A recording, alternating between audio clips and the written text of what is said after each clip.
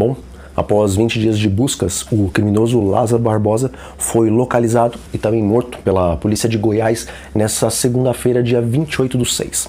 E segundo os policiais, no momento da captura também houve ali uma troca de tiros.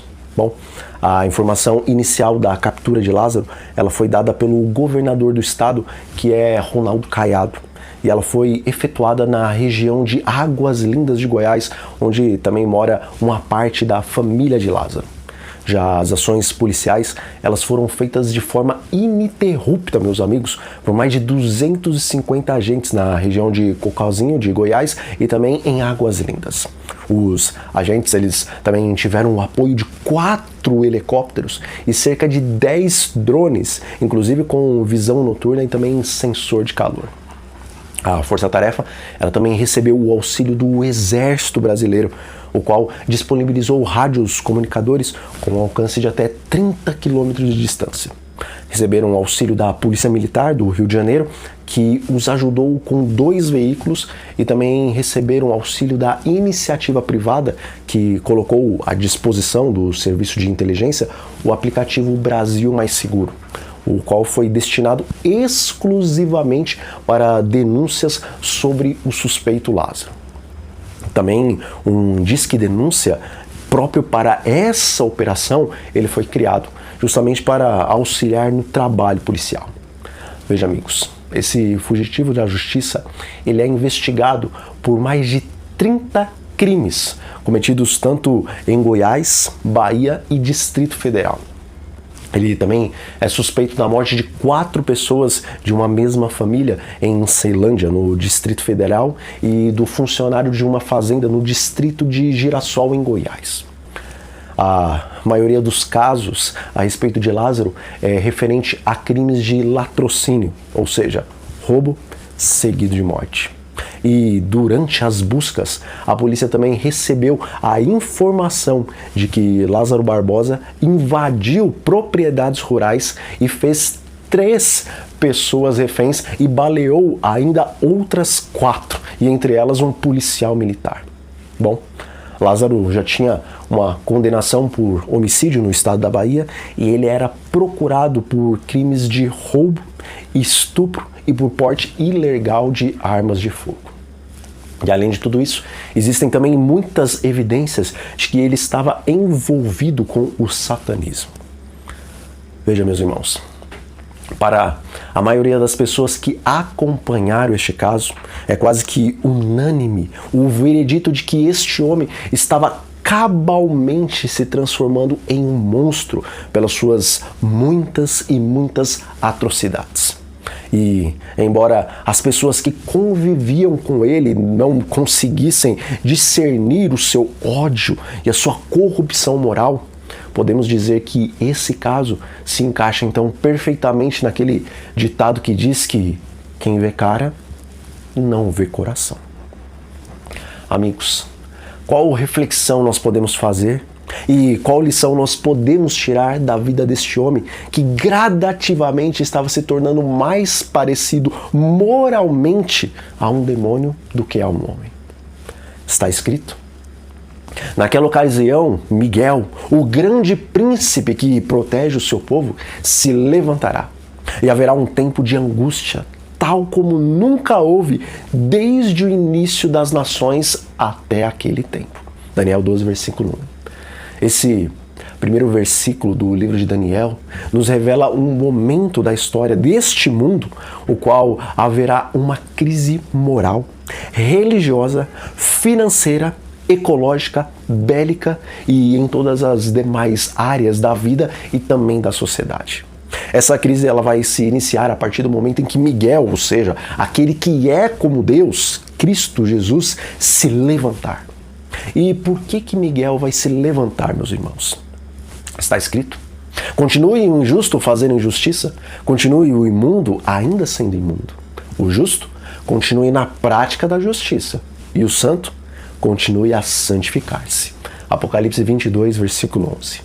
Veja, Jesus se levanta para assolar a terra e para libertar o seu povo, porque primeiramente os seus servos foram então selados com o caráter de Deus em suas frontes, como nós vemos em Apocalipse, no capítulo 7, versículo 3. E em segundo lugar, Jesus se levanta porque as uvas da terra estão maduras, conforme nós vemos em Apocalipse, no capítulo 14, no versículo 18. Ou seja, meus amigos, os seres humanos vão ultrapassar o limite da paciência de Deus e vão rejeitar os últimos apelos que o Espírito Santo vai dar ao mundo para que este se arrependa dos seus pecados e abandone a Babilônia mística, a qual é composta por Roma, pelas igrejas protestantes que se apostataram da verdadeira fé e também por todo o sistema religioso, o qual é contrário a todas as verdades bíblicas. Irmãos, hoje, a misericórdia de Deus ainda está com as suas asas abertas para todo aquele que deseja fazer um concerto de paz com o Senhor, venha.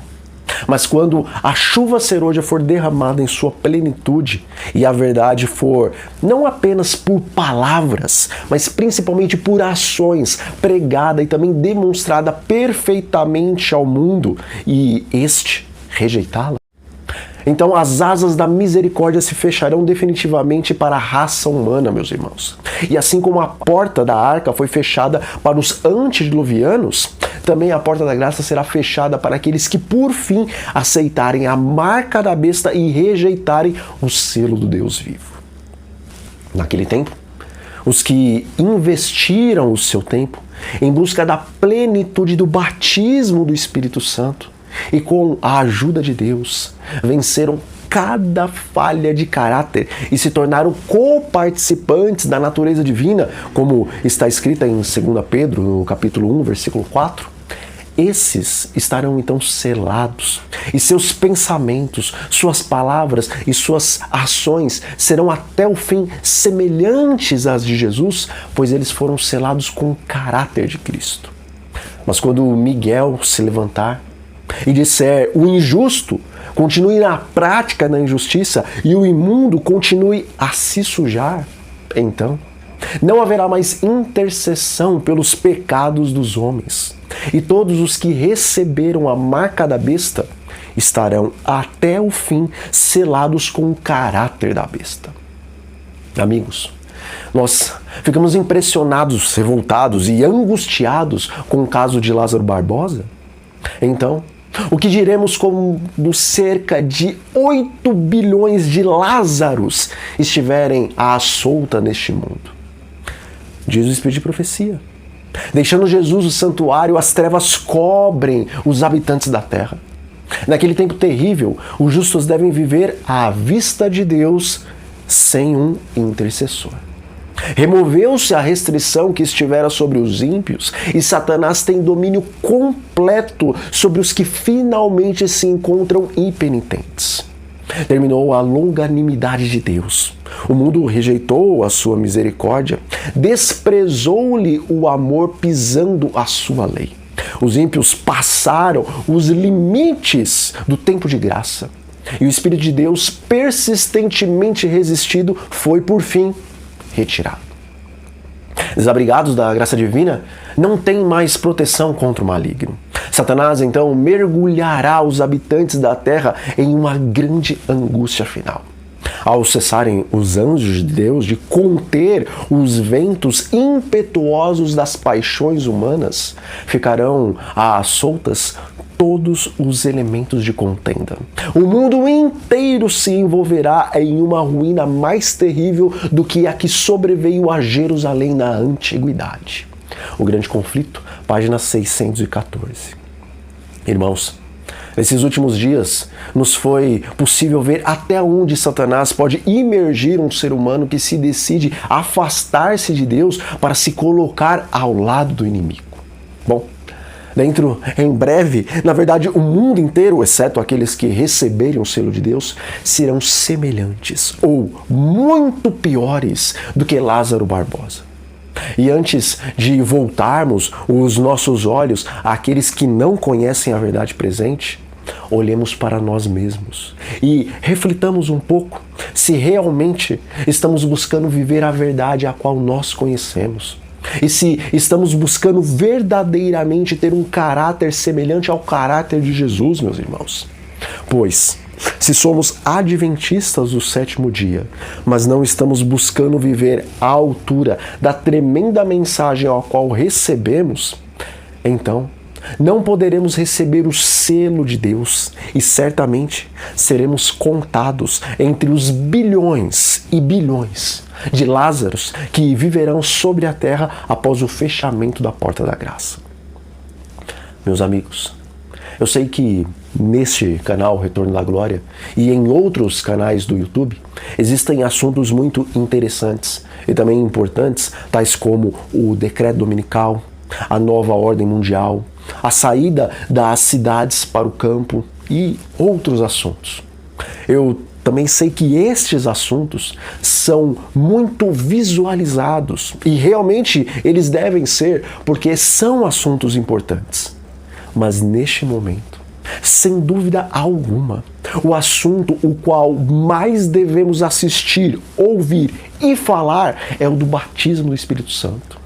Pois em breve milhões de adventistas que conheciam muito a respeito de todos os assuntos, mas não tinham a diária experiência e diário crescimento do batismo do Espírito Santo, vão se tornar iguais, ou talvez muito piores do que este homem, o qual abalou a nossa sociedade. E muitos desses vão acabar se tornando os piores inimigos de nossa fé, como nós vemos no Espírito de Profecia. Portanto, meus irmãos, eu faço um apelo para que a partir deste vídeo passemos a buscar como nunca antes a presença do Espírito Santo em nossas vidas. Pois, ao conhecermos a história de Satanás e dos seus anjos, podemos ter a certeza, meus amigos, que conhecimento da verdade não foi, não é e nunca será a garantia de que permaneceremos na verdade, mas estar cheios do Espírito da verdade, assim como Cristo estava cheio dele, isso sim é a garantia de que não apenas permaneceremos na verdade, mas, se necessário for, até mesmo morreremos por ela.